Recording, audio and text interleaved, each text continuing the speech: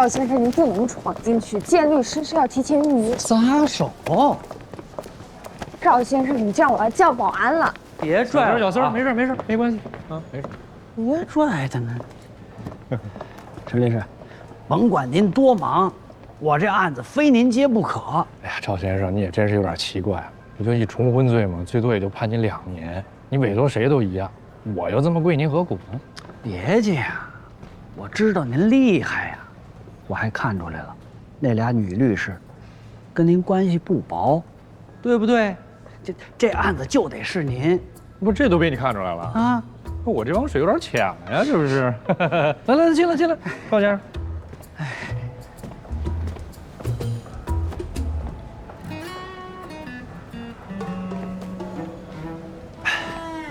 确定让我代理你吗？啊，那我不客气了。刚刚不提过了吗？60万少1分都不行。陈律师，我要是有钱，别说60万，600万我都出。可是我这情况您知道啊，我现在还是失信人员呢。哎，您别给我来这套。您这种人欠着人的钱，未必自己没钱。再说了嘛，这60万也不用你付吧？谁付？你想啊，这如果是焦女士呢，她不告你，那这委托费就不用出了，你就省了这钱。如果焦女士告你，你因为重婚罪坐了牢，那你也不至于说财产1分分不到嘛。哪怕1.9开，它也不止60万嘛，是不是？用不用我代理你？用的话，咱不等焦女士这钱了，咱现在就把钱给我转过来，转过来我立马去跟他们重新谈判，争取让他们不告你。就算告你的话，我争取从轻。如果能取得谅解的话，跟你说，牢狱之灾都省。陈律师，我就给你5个数，如果你不签的话，对不起，你爱上哪儿上哪儿去，这案子我不接了。5、4、3、2、1，签。哎，签，我签。签。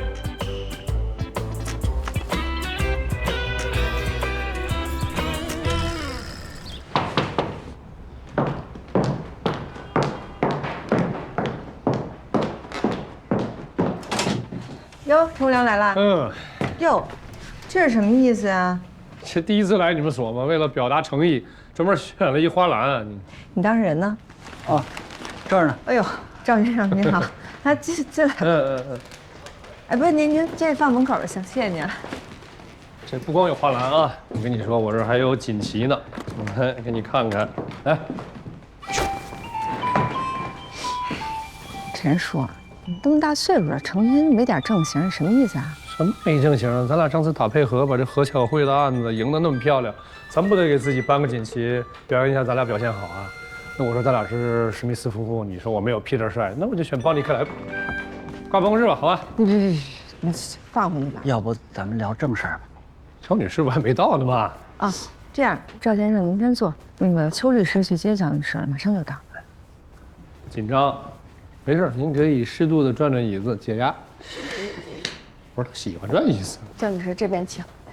哎，哦，来了。焦女士，燕玲，我错了，要不咱们再谈谈，你千万别告我呀。罗律师，我时间有限，咱们速战速决。好，您坐。陈律师，是这样啊，我觉得今天啊，可能也没有什么谈的必要了，因为我方当事人呢现在的立场也是很明确的。哦，别，和为贵嘛。而且，赵伟先生已经真的意识到自己的错误了，是吧，赵先生哈啊？燕玲，我对不起你，我不是人，我不配做你的丈夫，也不配做孩子的父亲。我现在什么都不要，我就想求你放我一马，毕竟咱们做过夫妻，毕竟我还是孩子的爸爸，我要是进去了，孩子脸上也不好看，不是？你还有什么想说的吗？燕玲，很真诚。我错了，我求你，你放我一马吧，你原谅我吧，我不能坐牢啊，那边孩子还小。那个女人又不顶事儿，我在外边欠了一屁股债。你起来，坐下，咱俩好好谈谈。你要说什么你就说，要打要骂都可以。你要是不原谅我，我就不起来。你别跪着，站起来。坐下。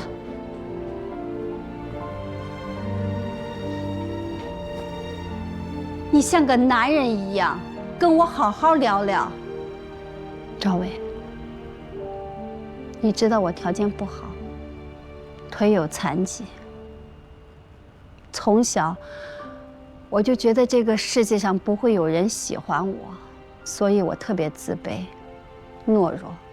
别人对我有一点点小小的善意，我都会加倍的珍惜。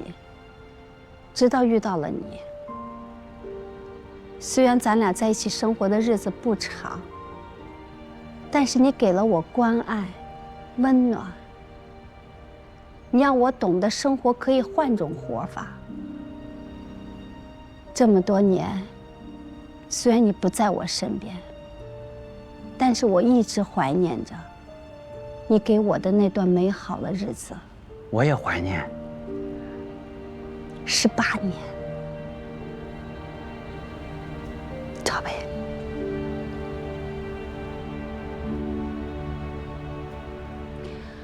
我一直以为我是为你活着的。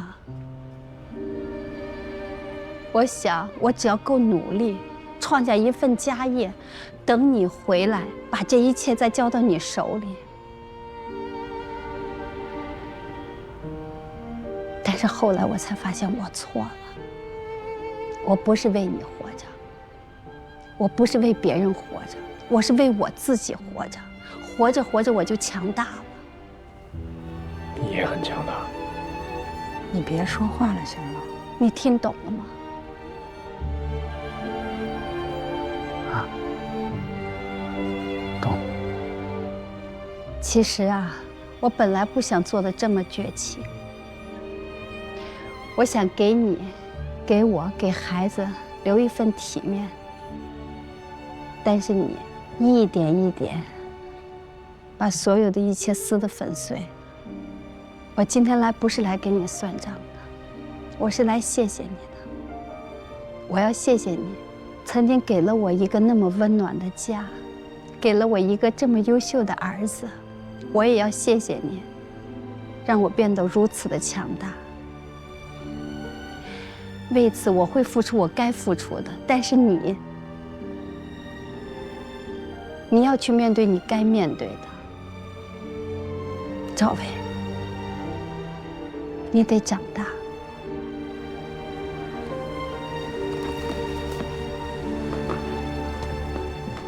罗律师，哎，剩下的就交给你了。好，我们送你。再见，焦女士。燕。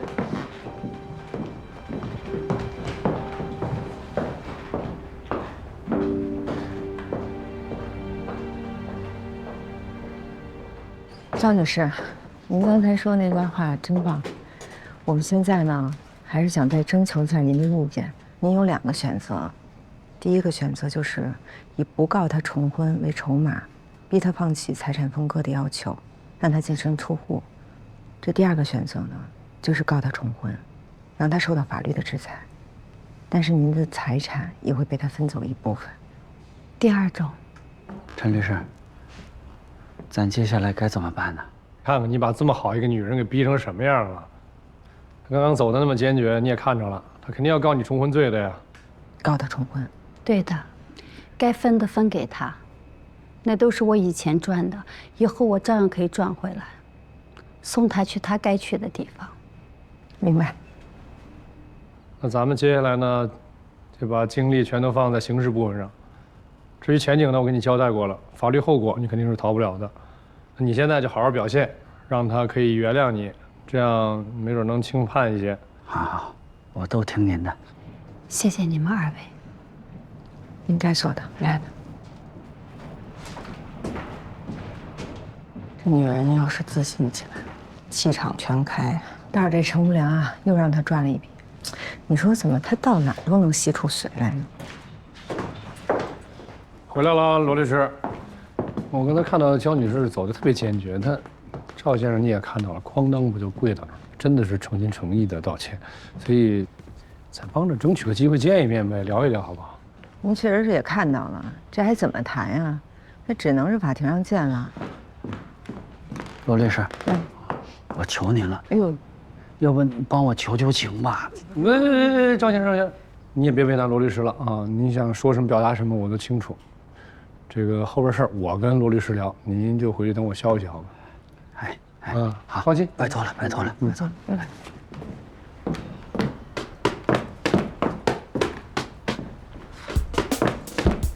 把门带上啊，谢谢。哎，说吧，你想提单，跟我聊什么？恭喜你又赢了我一次啊！也恭喜你又挣了一笔昧心钱。什么钱不是钱呢？不过你放心啊，就这赵伟18年来没有履行过任何抚养义务，我们会把他打得净身出户的，而你想要的钱也拿不到。你放心，这60万代理费啊，60万已经都交齐了。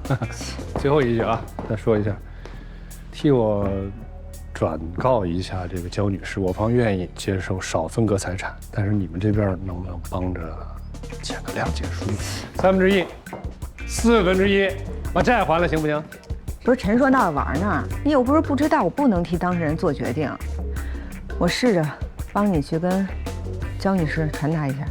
好，谢谢。还有，你把那小破玩意儿带走。都开豪车的人就送我一小破锦旗，逗小孩呢。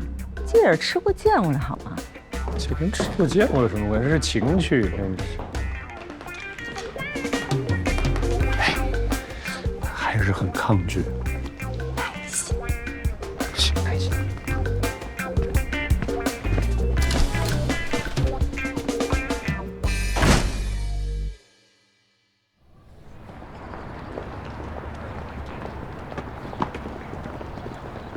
呀，真好，谢谢谢谢，欢迎常来，欢迎常来，好久没来了呀，给他们把菜催一下哦，下次还可以试试别的菜。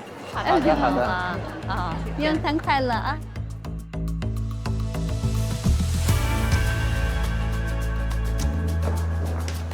明山集团成立于1998年，是京南市最大的铁矿石生产企业。常年向另一家大型的民营企业明海钢铁集团供应铁矿石，两家建立了长期且稳定的供求关系。这两家企业的老板也不是外人，是一对亲兄弟。左边这位孙明海，明海钢铁集团的创始人，是哥哥；右边这一位呢，孙明山是弟弟，明山矿业集团的创始人。两兄弟一个开矿，一个炼钢。那最红火的时候，两家交的利税，占了京南市财政税收的20%几。不夸张地说，这两家企业就是京南的命脉。这样的案子最难做。前年明海改制，一家国企入驻，孙明海被踢出局，并且很快暴病而亡。明海集团换了老板，明山开始催讨货款，但此刻的明海呢？翻脸不认人，拒绝支付。此时的欠款已经达到了5000多万，就连滞纳金也已经达到了1700多万。而此刻的明山集团呢，也因为受到这笔欠款的拖累，到达了破产的边缘。哎，钱总啊，这些是我们两家一直以来的这个欠款还款的协议。明海是老大哥了，也是我们长期客户。这一次要不是因为这笔钱拖得我们实在是没办法，也不会把诸位请到这儿来。还望钱总看在我们长期合作的份上，哎，哪么少还我们一笔，让我们也能够正常生产呐。新官不理旧账，以前的明海负责人和你们的关系大家都知道，亲兄弟之间的协议真实性很值得怀疑。如果明山认为我们不讲理，那只好请孙总另找个地方去讲理。对不起，我还忙，恕不奉陪。哎呀，钱总，日前，明山集团公开招标，招募律师事务所代理起诉，要求明海还钱。诉讼代理费是要回欠款的9%，再加上滞纳金的50%。那这样算下来，理论上代理费可以达到1000万以上。1000万以上，哟，好肥的活啊！这可是好事儿。只要明山手里的证据过硬，这官司哪有输的道理呀？世上哪有这么便宜的午餐？因为明山集团没有能力支付律师费，所以他们现在提出了全风险代理，并且附加了一系列的苛刻条件。也就是说，明山集团不会再为这个案子出1分钱，所有的诉讼费用由律所承担。这样一笔烂账，光是请会计事务所审计清楚账目，可能就需要几10万。另外，所有的代理费全部从胜诉后被执行的回款里支付。就算我们打赢了官司，但没有办法执行的话，律师也是拿不到钱的。方律，如果接的话，风险所里会承担吗？如果是要接这个案子的话，自己要承担大部分的风险，比如前期的开销。那就是说，这个官司即使打赢了，但是没有拿回钱来，那前期的开销还得自己掏腰包是吧？就是这意思。这意思就是不让大家接呗，谁愿接？谁想接？不接。放着大钱没人挣啊！我来，我接了。哎呀，这个年轻人胃口不能太大，你就听前辈一句劝啊。这个案子风险大，开销也大，赢了嘛，当然挣的钱大部分都归你了，输了呢？输了，韩律师您有损失吗？我没有。诸位合伙人有损失吗？没损失。那对呀，那没损失的话，不就证明咱们所里没损失吗？所有的诉讼成本是我个人承担，那相应的，我个人承担了成本，那收益就应该有所增加了。按照所里的惯例啊，一个案子，咱们所里的提成是30%，但是这个案子20%，剩下的我个人。他这个想法不错，哎，咱们怎么没想到呢？啊？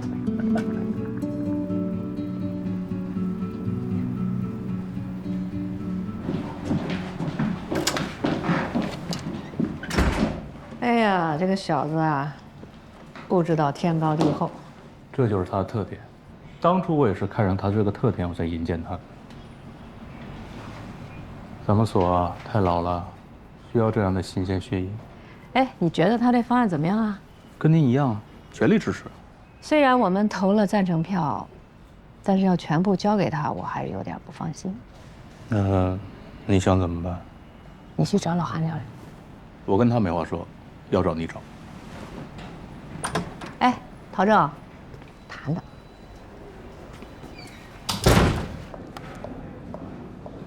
进。您方律。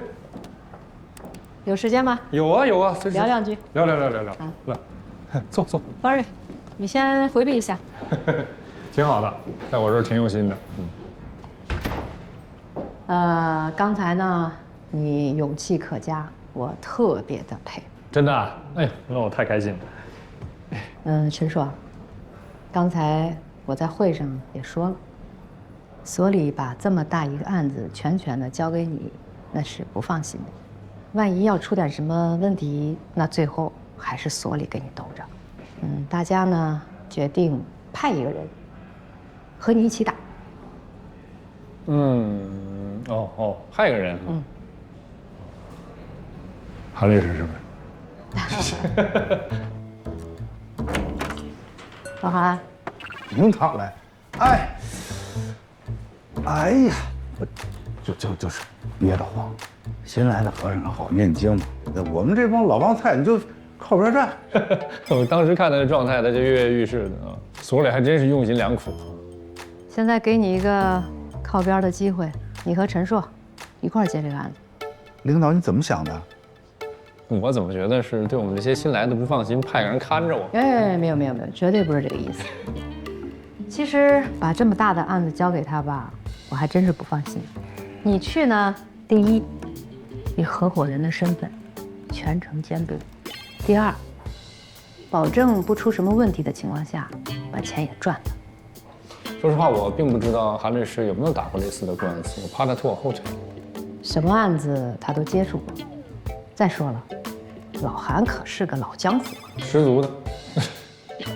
钱不钱的我一点不在乎，我就是仗义，我没问题。好啊，病好了？我什么时候病了？那希望你们合作愉快。一定愉快啊！提醒你一下，这个案子啊，他的功夫还是在案外。这2家公司呢，在当地的背景和关系都非常的复杂，万一闹到不可开交的地步的时候，也许像韩律师说的，被当事人出卖，也很有可能。所以啊，陈硕，你要有一个充分的心理准备。方律，我是一个审时度势、这权衡利弊的人。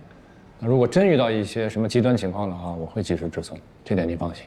那咱们再说回这个案子呢，欠债嘛，那就还钱呗，是不是？如果对方坚决不还，那我就相信法律，法律是公正的，法律一定会给出一个公正的裁决。希望如此吧。行，就这事儿。好。哎，陈律师，顺便问一句哈，你自从到了所里之后，好像一直在翻阅以前的案卷，是有什么想法？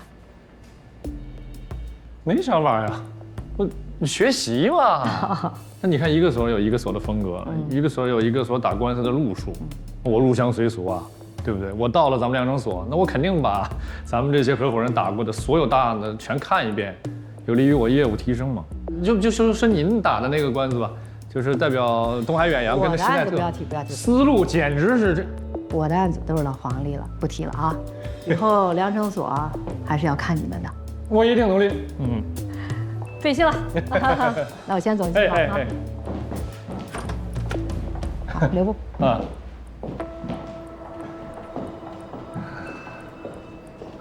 亲也被我找个人看着吗？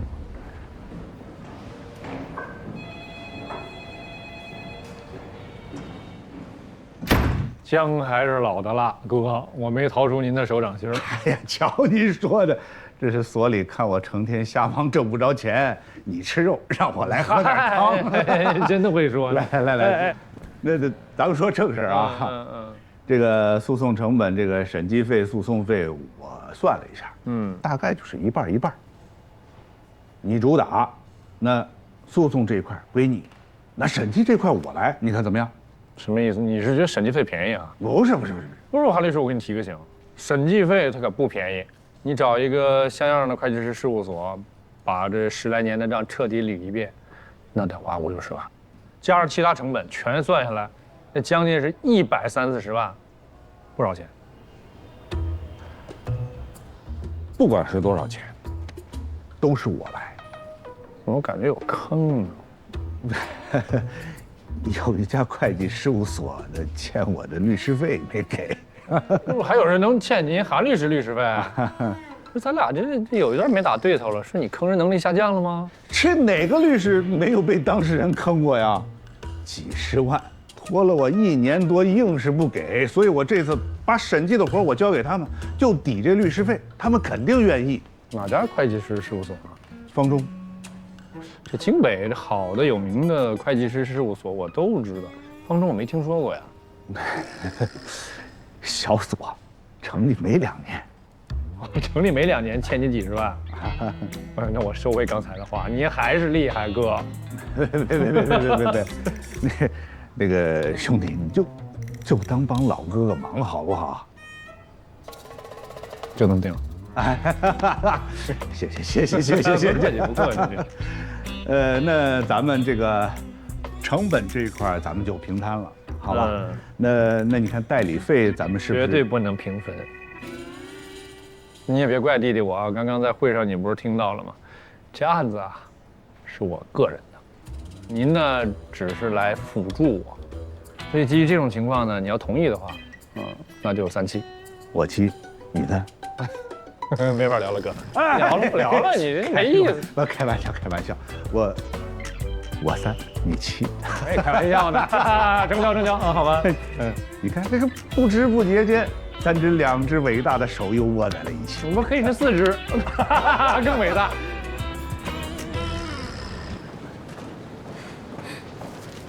来了，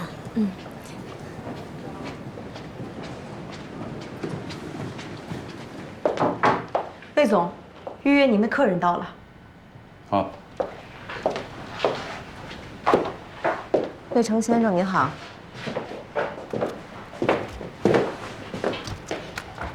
我叫罗云子，是英华律师事务所的律师。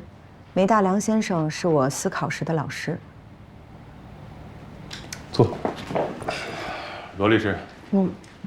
找我什么事儿？我来是想了解一下当年您那个案子。谁让您来的？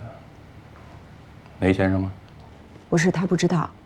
梅先生是我的老师，我知道她和她的丈夫因为当年那个案子受到了不公正的待遇，她丈夫因此而丧命了。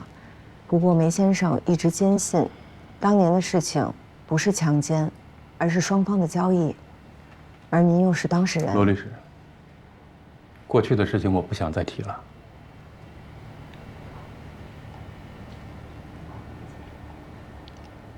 韦先生，我知道您现在在您父亲的公司发展的挺好的，但毕竟如果当年的案子翻不过来，您就是有案底的人。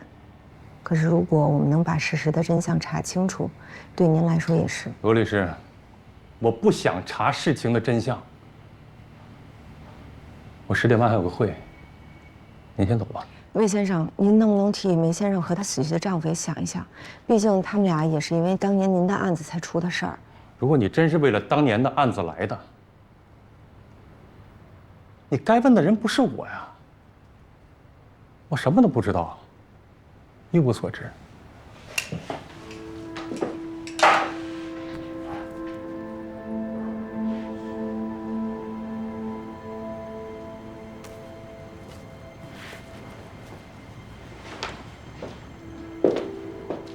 魏先生，希望您再多考虑考虑。如果您考虑清楚了，可以随时联系我。谢谢。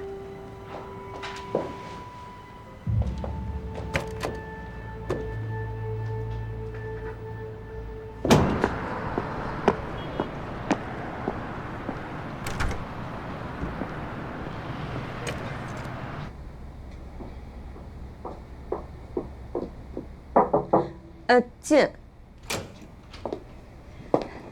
你好，我是33号美容师，今天由我来为您服务。女士，您还没换衣服吗？您好，请问您是杨翠丽女士吗？您是？我是英华律师事务所的律师，我叫罗英子。杨女士，咱们可以聊一聊吗？聊什么？我想和您聊聊当年您和魏成的案子。您当年主动找了梅先生，说不是强奸是交易，可是为什么后来在法庭上却改了口呢？是梅律师让你来的吧？哦，您别误会，这件事和他没关系，他没有让我来找您，而是我想调查清楚事情的真相。我觉得是有人要陷害梅先生。杨女士，现在就咱们2个人，我可以向您保证，您告诉我的任何事情，只要没有经过您的同意，我不会用在任何场所。没啥真相，真相就是我在法庭上说的。可我了解梅先生，他是不会教唆您去做假证的。从您当年向检方出具的证言，到后来在法庭上改了口，我认为这一定是发生了什么事情。是不是有人跟您说过什么话？你可以告诉我吗？我为什么要告诉你？对我有什么好处吗？梅先生因为这件事情丢了律师资格，而她的丈夫也因为这件事儿丢了性命。对不起，我换个人来给你服务。那件事我没什么可说的，我现在有老公孩子，你要是再来打扰我的生活，别怪我对你不客气。杨，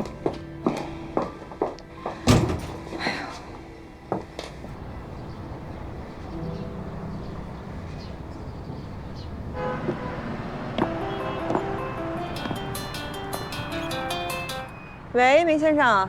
英子，你怎么还在调查那件事情啊？是，我就一直没放弃，只不过前段时间太忙了，我就没顾上。是魏成告诉您的吧？你有空到我这儿来一趟。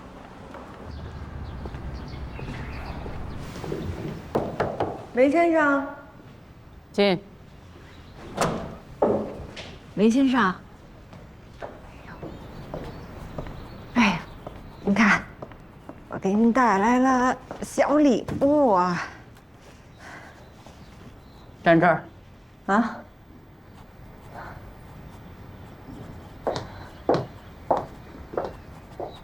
那怎么了？我不是已经对你说了吗？魏成案我不查了，你为什么还要去找他？梅先生，我特别不理解，您是不是认准了梁成锁和这案子确实有关系？那如果事情真像您想的那样，那就更应该查清楚了呀，这样您和于先生的冤枉才能够辩白啊。这个案子都已经过去快10年了，当事人都已经过上了自己的生活，你没有必要再去打扰他们。如果你想不明白，那就不查了，你必须住手。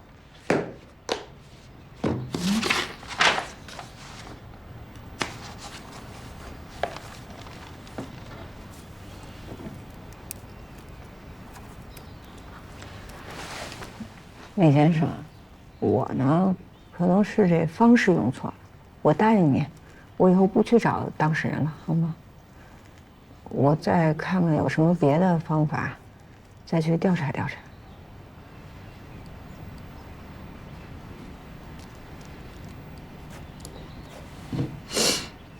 新律所站稳脚跟了，不简单。嗨，什么简不简单啊？我现在呀，顶多就算是个勉强糊口而已。我没打算向你借钱。哟，梅先生，你都会开玩笑啦？我给你介绍一个案子，怎么样？那感情好啊。那不过我话说头了啊，人家罗律师现在也是有身价的人了，够聪明，就是人一得意，容易忘形。我给你介绍这个案子，超过你的身价。哎呦，万和集团是一家多元化的控股集团，业务涉及消费品制造、房地产、基础建设等领域。去年企业因为经营不善，引发了资金链的断裂，公司资不抵债，欠下了大笔的银行贷款，不得不走上向法院申请破产的道路。万和，原来那套房子就是万和的。那当年这开始售卖的时候还给摇号呢，这才几年呀？哎呦，这想想也好几年了。哎呀，现在这是房子和人都没溜。哎，梅先生，这我看这上面写着什么破产管理人，您不会是想让我们所去当破产管理人吧？那这确实比我身价高，这可是一肥活。能啊你！你们律所刚成立，有破产管理人资质吗？能接这么大的案子吗？那就不能让我做梦了啊！管理人团队要经法院公开竞争选任。现在有个律所想参加，有管理人资质，但是一个小所，需要合作者。找到我，我想介绍你们所。您这是想让我们给人打工去？哎，不干，宁当鸡头不如做凤尾。那就算了，我就回了人家许卓。哟，林先生，他不会是那个给弱势群体打官司那律师吧？是他，他的卓越所要参加破产管理人的招标，需要一个合作者。找到我，我向他介绍了你。那我知道了。您不是原来还让他来讲过课吗？哎，不过他不是一公益律师吗？怎么这种案他也接呀？公益律师也得吃饭呐。许卓是公益律师出身，但是最近呢，他也调整了律所的经营方向。这些年呢，也做一些投资并购、IPO 的业务，也是干出了一些名气。看得出来，又能挺欣赏他的。梅先生，他不是蹲过2次监狱吧？2次看守所，2次上法庭都判无罪。他在看守所里啊，构思了2本法学专著。那怎么？你对他有什么看法？我能对人家有什么看法呀？我这么一小破所，哎呀，在机会面前，他看法不值得一提。哎，我这辈子啊，带了不少弟子和学生，最让我欣赏的，方力宏算是一个，许卓算一个，没第3个啦。我呢，你还没登堂入室呢。这次啊，如果你跟许卓联手，我相信未来可期。这是他的名片，如果你们愿意，就去找他。行，那我就去会会他，看看这个许卓到底有什么该死的秘密。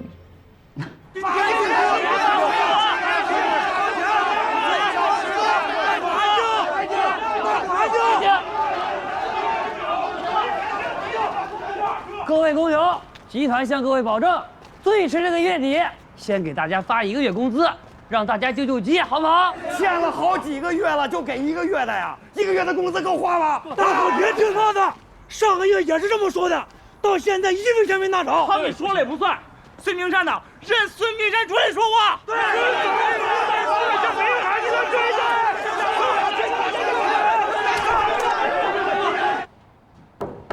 来，进来。孙总，咱们请的律师到了。哎呦，快请，快请，快请！哎呦，您是？我是韩志东。哎呦，韩志东，陈硕，哎，陈律师您好，哎，您好，小芳，可把你们盼来了。哎，快请坐，请坐，请坐。去倒水。来，坐。您先坐。这刚才进门的时候，你们都看见了。看见了，这孙总太不容易了。哎呦，何止是不容易呀，想死的心都有了。您说这叫什么事儿？欠我们几千万块钱，吃完了一抹嘴不认了，这不是逼我们吗？二位，你们要是能帮我们把这笔钱要回来，那就是我孙明山，还有我明山集团所有职工的救命恩人、再生父母啊！听到了吗？责任重大，非常重大。孙总，哎，您的心情我们理解，那咱们就开始工作吧。好，找个地方，我们和你们的相关人员好好谈谈。怎么样？没什么大问题。行。哎，孙总，这些材料，我们来之前都已经详细的看过复印件了。是，我们觉得这个起诉的证据还是很充分的。所以我们这次来呢，一是想谈一谈双方的这个合同，二是想在签合同之前还有几个问题想要了解一下。哦，您说。好。那个小陈，你来说。好，我来。孙总这据我们了解啊，这明山集团和明海集团在京南市是举足轻重的，但是你们这2家的矛盾呢由来已久，那你们之前就没有进行过谈判或者是调解吗？哎呦，怎么没谈判呢？干企业的能谈判，谁想打官司啊？当我们发现他们有不还款的企图之后，我们首先找对方谈判，可是都不管用啊！一开始嘛，让他们还款，他们不干。后来我们想，要不然就减免一些债务，让他们少还一点。可是他们一开口呢，就要减免1半啊！这个我们也不能答应啊，所以这事儿呢就这么僵持下来了。后来我们又想，就是拿回1半来，它也是好事啊。可他们仍然不干，我们是被逼无奈才选择了诉讼。现在呢，我们要打官司，对方呢就开始耍起了无赖，威胁再也不接受协商谈判了。现在不接受，到时候未必不接受。安律师啊，今天我当着你们几位的面，代表我们明山集团跟你们表个态，如果对这个谈判还抱有任何幻想，我们就不走诉讼这条道路。之所以选择了诉讼，就是做好了跟他们撕破脸的准备。您放心，我们保证不会再接受任何法律条文之外的谈判和协商。那这条是可以列到合同里的可以。合同里面。还有一点明海集团的老总呢是您的哥哥，据您了解呢，明海集团除了高炉之外，还有什么其他资产吗？毕竟就算我们赢了官司，如果对方没有可以执行的资产的话，咱不能拆人高炉吧？是不是？不过这个我还真是说不太好。我哥去世2年了，这2年当中，他们对明海是大动干戈呀，又拆又建的。我哥打下那点江山，让他们折腾的也差不多了。不过有句老话是怎么说来着？瘦死的骆驼比马大啊！对。我哥在的时候呢，当然了，后期明海这个效益啊不是太好，但是要论家底儿，毕竟比我们厚，也就是欠了几千万，只要他们想还，一定能还上。还有孙总我刚才看了一下，咱们这边集团提出的是未来的律师抽成比例是9%，对吧？那么鉴于现在咱们集团的实际的这财政情况啊，我有个想法，我们可以调低一个点，降到8%。哎呦，太好了，太好了！先别忙着说太好啊。这边还有一个条件，就是需要加一个违约条款。哦，什么条款啊？就是在我们这个代理协议签订之后，未经我，也就是陈硕律师的书面确认，咱们明山集团不可以与明海集团有任何形式的谈判或是和解。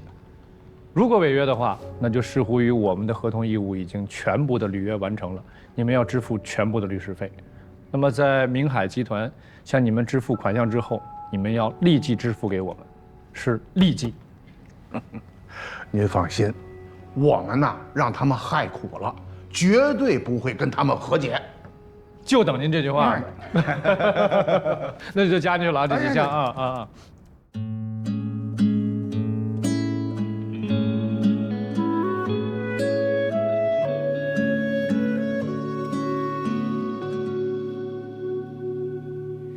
雨怎么迷上了眼睛？等待一束风来把它唤醒，肩上的太阳和雨水的重量，他不曾提起。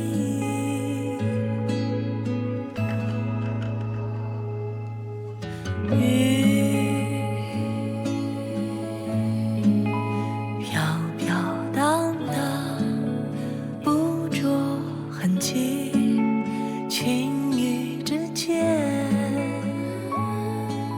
它来去不语。我习以为常的宁静，是看不见的云给我隐蔽。